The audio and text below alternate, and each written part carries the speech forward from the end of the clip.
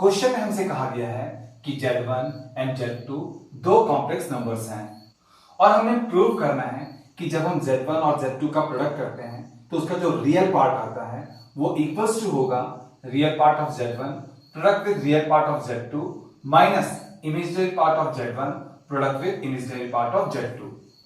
तो चलिए क्वेश्चन का सॉल्यूशन स्टार्ट करते हैं और सबसे पहले हम Z1 और Z2 को यहां पर सपोज कर लेते हैं। लिखते हैं late Z1 is equals to a plus iota b।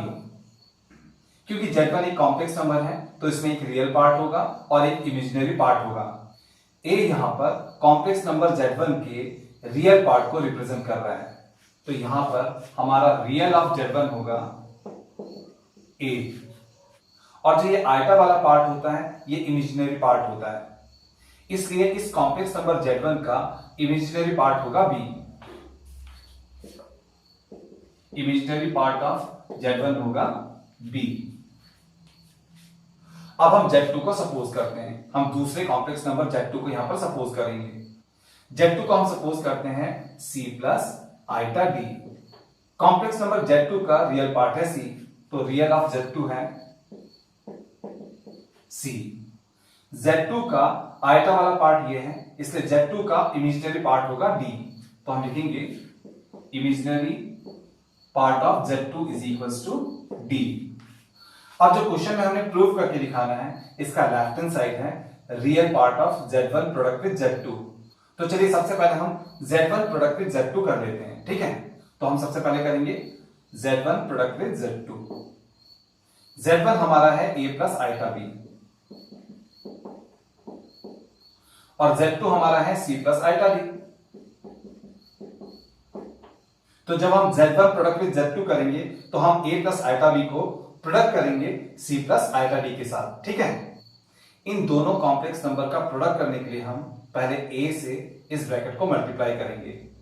a से पहले c को मल्टीप्लाई करेंगे तो आएगा ac।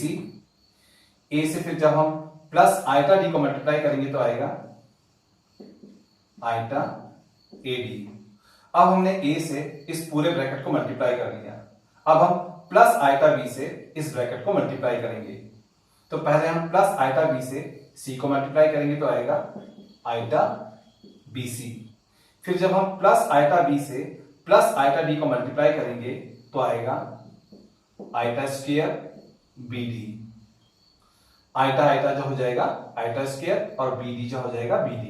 अब स्टूडेंट्स जैसा कि हम जानते हैं कि जो आइटा होता है वो होता है स्क्वायर रूट ऑफ -1 और जो आइटा स्क्वायर होता है वो होता है -1 और आइटा क्यूब होता है माइनस आइटा और iota raise to the power 4 होता है 1, ठीक है। इसलिए यहां पर जो ये आइटा स्क्वायर है इसको हम आइटा स्क्वायर को लिखेंगे -1, ठीक है।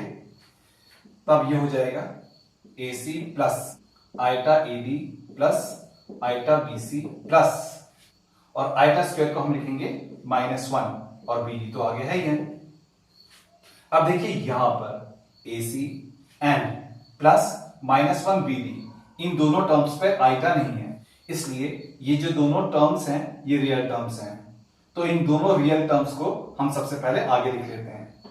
पहले यहां पर हमारे पास में है AC, फिर यहां पर है प्लस -1 BD प्लस माइनस जो हो जाएगा -1 BD ये बन जाएगा जिसको हम लिखेंगे BD। तो इस पूरे टर्म को सॉल्व करके हमारे पास में आ गया -BD।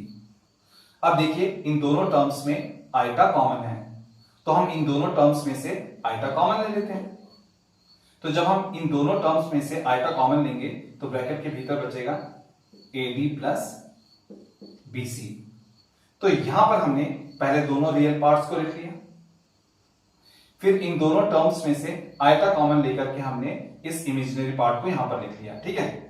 तो इस पूरे कॉम्प्लेक्स नंबर का ये रियल पार्ट है, ये रियल पार्ट है और जो ये आयता वाला पार्ट है वो इस पूरे कॉम्प्लेक्स नंबर का इमेजिनरी पार्ट है, ठीक है।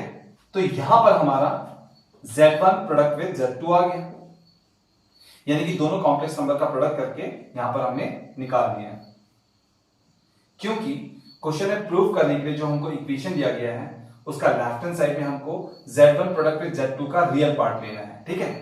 तो चलिए हम Z1 और Z2 के प्रोडक्ट का रियल पार्ट लेते हैं। तो लिखेंगे real part of Z1 product with Z2,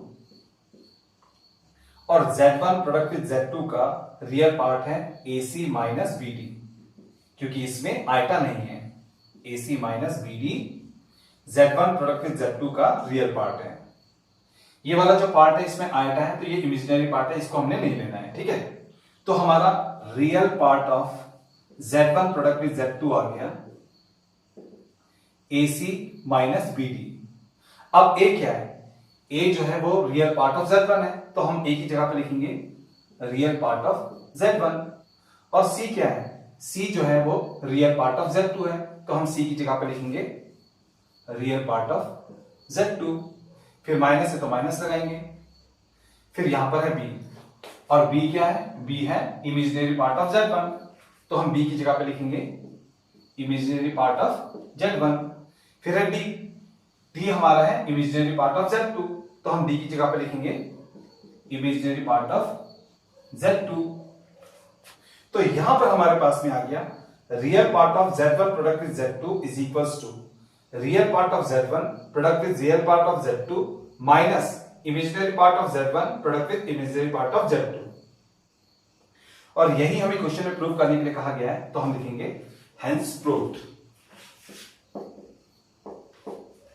तो ये आ गया हमारे इस क्वेश्चन का फाइनल आंसर।